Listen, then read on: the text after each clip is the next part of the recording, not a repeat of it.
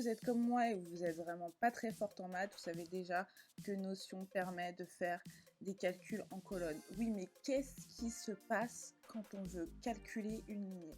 Là, ça commence à être un peu chaud. Donc, je vous propose dès aujourd'hui de voir comment on peut faire des calculs sur une ligne avec Notion. Si vous n'avez pas vu la vidéo de la semaine dernière où je montrais le template pour trouver un emploi, il y avait ce fameux système de scoring qui permet d'attribuer une note en fonction des critères choisis. Je vous montre ça dès maintenant, c'est parti!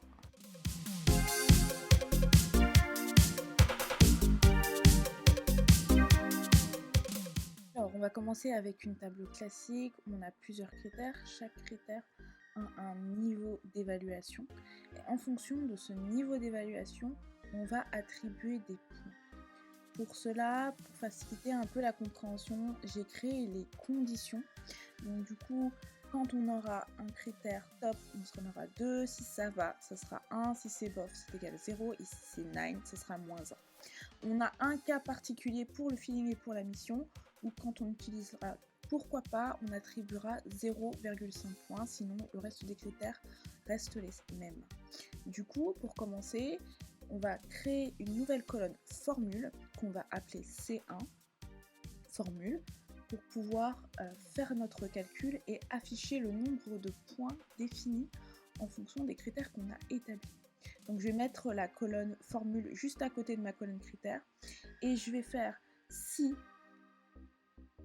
critère, la propriété, c'est pas facile à dire, propriété critère 1 égale top sans oublier l'emoji, il faut vraiment respecter la case pour que ça s'affiche. Alors, affiche-moi 2, sinon affiche-moi rien. Et pour faciliter l'implémentation des autres formules, puisqu'on va faire des formules imbriquées, je vais copier-coller cette formule. Mais avant ça, je vais vérifier que ma formule fonctionne bien. Donc là, la première ligne, j'ai top. Donc on a bien les deux. Si je change de critère, du coup, j'ai rien. Ce qui est normal. C'est tout à fait le résultat attendu. Donc du coup, je vais copier ma formule. Je vais la coller plus bas.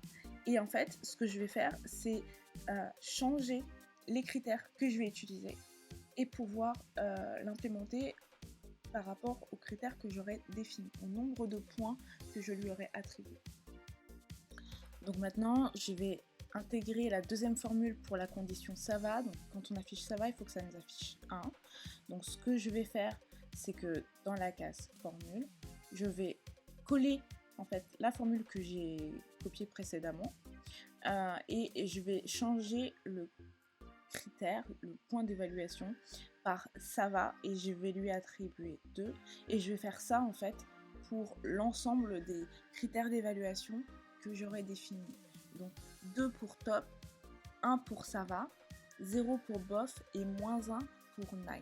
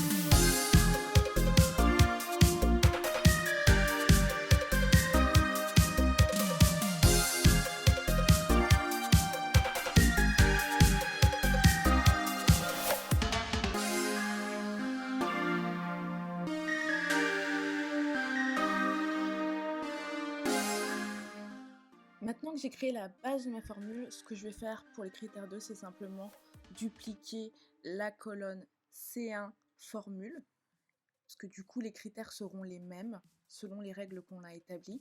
Donc j'ai juste en fait à dupliquer la colonne et changer la propriété de mes critères, pour que du coup quand je choisis les éléments de ma colonne critère 2, c'est bien les points que j'ai attribués qui s'affichent.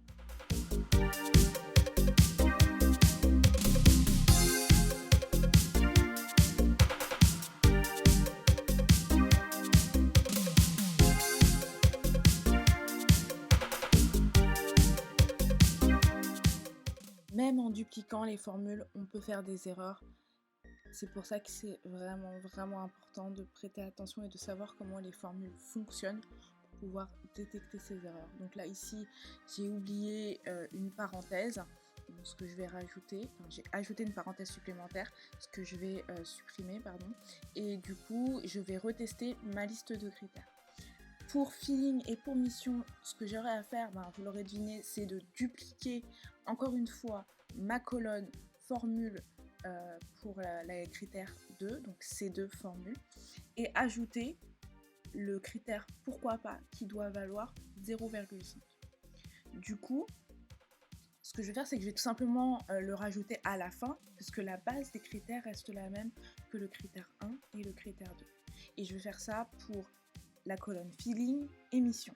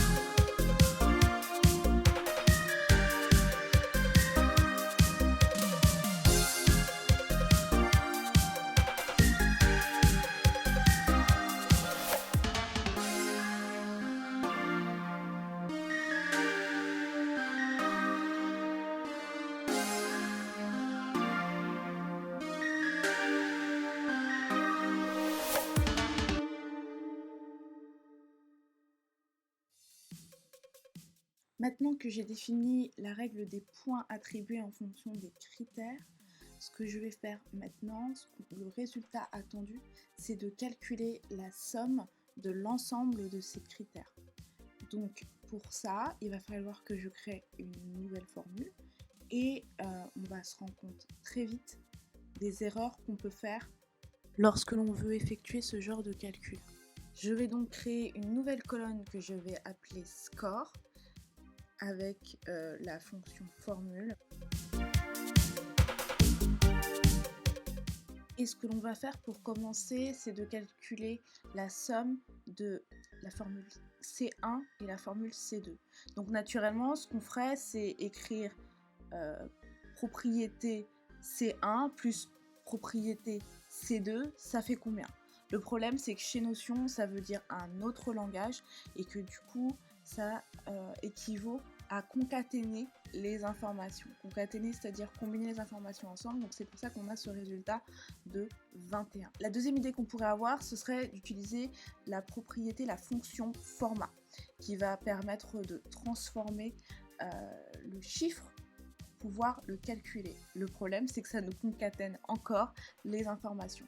Le bon moyen de calculer en ligne, c'est d'utiliser la fonction toNumber qui va transformer notre chiffre en vrai chiffre pour permettre de faire ce calcul. Je sais que c'est bizarre dit comme ça, mais c'est comme ça que ça fonctionne.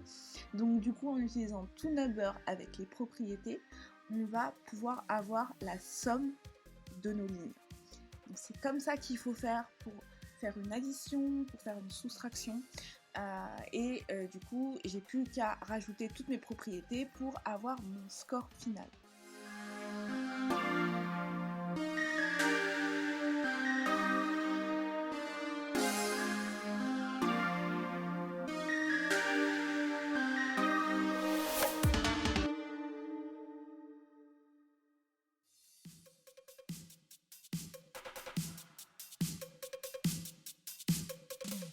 Et voilà, vous savez maintenant comment calculer en ligne sur Notion. Juste pour que ce soit propre, je vais cacher mes formules pour n'avoir que les critères et ainsi avoir un vrai tableau de scoring. Si jamais vous avez des questions, n'hésitez pas à commenter cette vidéo. Si jamais vous voulez voir d'autres templates, d'autres solutions pour effectuer des calculs sur Notion, n'hésitez pas aussi à le partager en commentaire. Et je vous dis à très bientôt dans une prochaine vidéo.